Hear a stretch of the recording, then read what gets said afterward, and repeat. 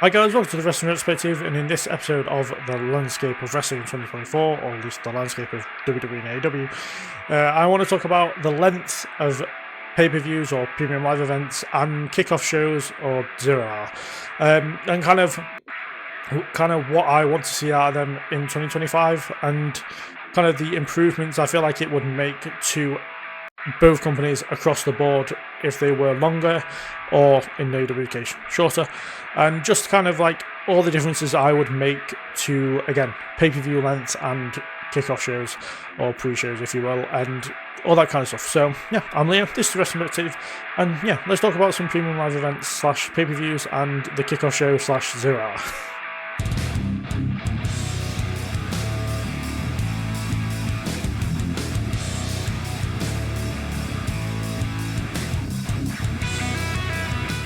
So I want to start off with WWE and their premium live event lengths and kickoff shows, as I'm sure a lot of people will agree with me on this point, and it's one I, out of the two, feel more passionately about. And for me, it's like, I understand the idea of having a 5-match card and giving the matches a fair bit of time to be able to really have some great matches between a lot of people. You know, we've seen the likes of Punk and McIntyre have 3 fairly good matches. The Bloodline stuff has been really good over the last few months. The rise of Cody Rhodes to WWE Champion's been really good, and like all of his champion reigns so far. Like all his matches have had really good length as far as like a storytelling within the match goes. But for me, and again, I understand again the shorter time for a pay-per-view, especially over in here in the UK when they tend to start at 1 AM. Staying up till like 5 AM can be quite a drag, especially when you've been up all during the day. But for me, I would personally 7 or 8 matches in a card, like a more what feels like a more traditional amount. I don't know if it's for sure. You know, I haven't gone through every pay-per-view and taken an average, but you know, 7 to 8 feels like the right number. And I'd love to see it make a return. We kind of got that at Crown Jewel this year, where we had 7 matches, but then technically we only had 6. We had 7 announced, but only 6, because Randy Orton and Kevin Owens beat the crap out of each other instead.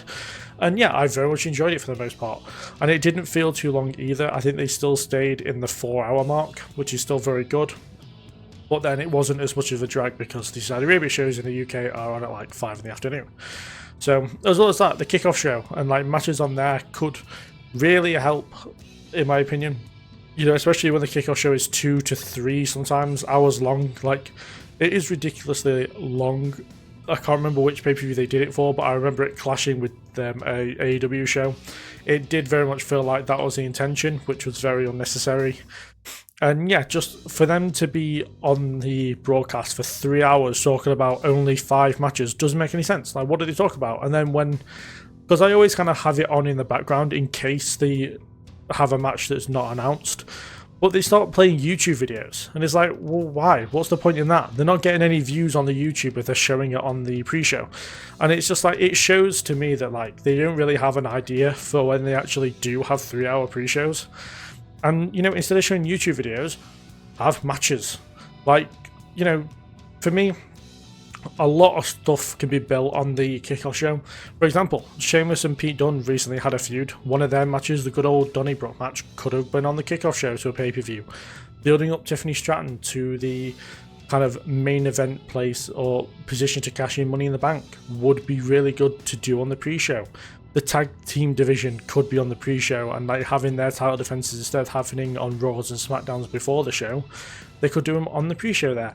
And it kind of makes it feel more important. For example, the triple threat match they had, the triple threat ladder match they had on SmackDown with the Bloodline getting the win and retaining the championships, that could have gone on the pre-show of Bad Blood, and that would have fit that pay-per-view really well. And yeah, it's just, for me, you're taking possible benefits away from the wrestlers from getting exposure, and kind of, for me, when it comes to having pre-show matches and having a longer pay-per-view for WWE, the positives way outweigh.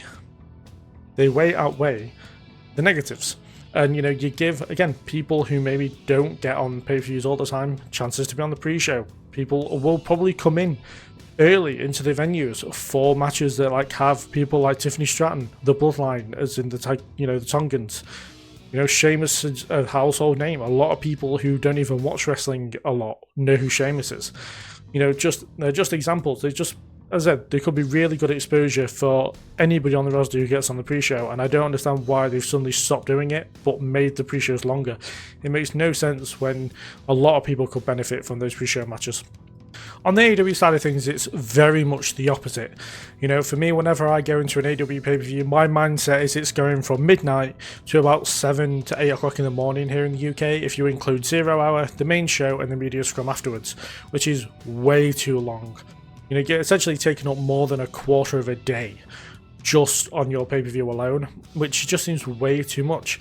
And, like, there are times when great AEW matches are getting lost in the shuffle because the consistent quality, though is very much appreciated, means that kind of things that started the show tend to be forgotten by the end.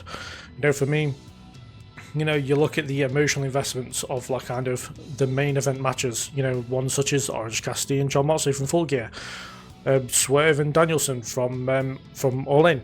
You know, like the fact that it could have been Danielson's last match, you kind of forget what was earlier in the show until you kind of watch it back later on. Wrestle Dream, Danielson and Moxley, Danielson taking the beating he did afterwards and losing the world title, having to leave from full-time thing. And then you forget what was on earlier in the show. So, like, for me, especially when it comes to Wrestle Dream, I remember Moxley Danielson, I remember Mortos and Hologram, and I remember those are the matches I can't remember now.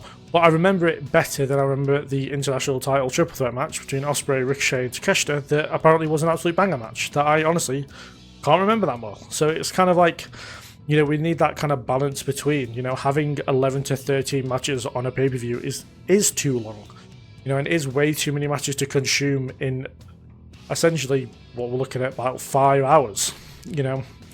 And for me, as for the 0 Hour, for me it's more a case of having matches that matter on there.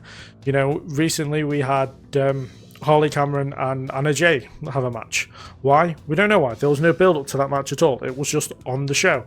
And as much as like the build of Anna Jay has been really good, Harley Cameron's been getting really popular recently. And, you know, why feed her to Anna Jay when you've got a plethora of women in the back that could kind of be fed to Anna Jay, as much as that doesn't sound very good. You know, it is a case of that. They could have put the Thunder Rosa, Holly Cameron, Day of the Dead match on the pre-show instead. Or the 0 Hour, sorry. And yeah, it's just kind of one thing that very much does annoy me a lot about the 0 Hour is the thrown together tag team matches. At All In, for example, we had a 10-man tag, which really got announced the night before, and it wasn't really for anything, it was just there.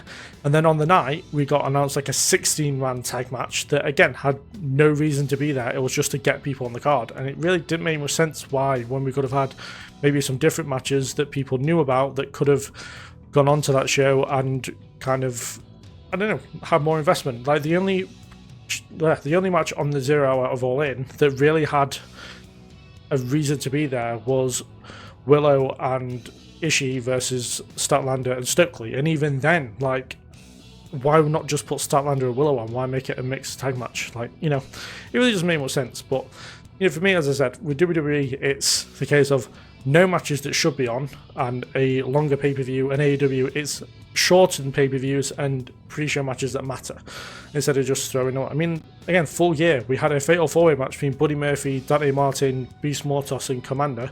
What were the stakes for that? There wasn't any. They just had a match because, like, just either, like, at least put some stakes on it. At least say, oh, the winner gets whatever title shot or something like that, or gets in the Continental Classic, for example. Like, I know none of them actually did, but, you know, they could have gone, oh, this person gets a spot in the Continental Classic. But, you know, that's not the case, and I don't know, it just kind of makes, I mean, this is why a reason why I stopped covering it on the channel, is because the matches on there don't really matter that much. You know, the fact we had, like, some Costco fucking comedy guy on the pre-show, man, it kind of didn't matter that much, really. Like, the only reason I watched it was because my brother wanted to. And yeah, as I said, it just needs that bit more investment for AEW on the 0 Hour part, whereas WWE need to put matches on there that, you know, fills the time almost, but matches that can help people get built up, like a Tiffany Stratton, like the tag team division. So, as I say, it's something that I want to see happen in 2025. It's just that kind of more reason to watch the 0 Hour / pre-show, and yeah, for the pay-per-views not to be as either really short and only have a few matches, or really long and feel like a real trek to get through. But yeah, what do you think down in the comments? Do you like the way the 0 hour and kickoff and the lengths for pay-per-views are done, or are you like me? Do you kind of wish they'd do a bit of a change to it on both sides? You know, do put your opinions down in the comments. Do give this video a like if you enjoyed it. In a couple of days there's going to be the next landscape video, which is going to be all about factions. And yeah, hopefully you're enjoying these few videos about what I'd like to see in the new year. And yeah, that's it. I'll thank you very much for watching, and I'll see you guys in the next one. I'll see you later.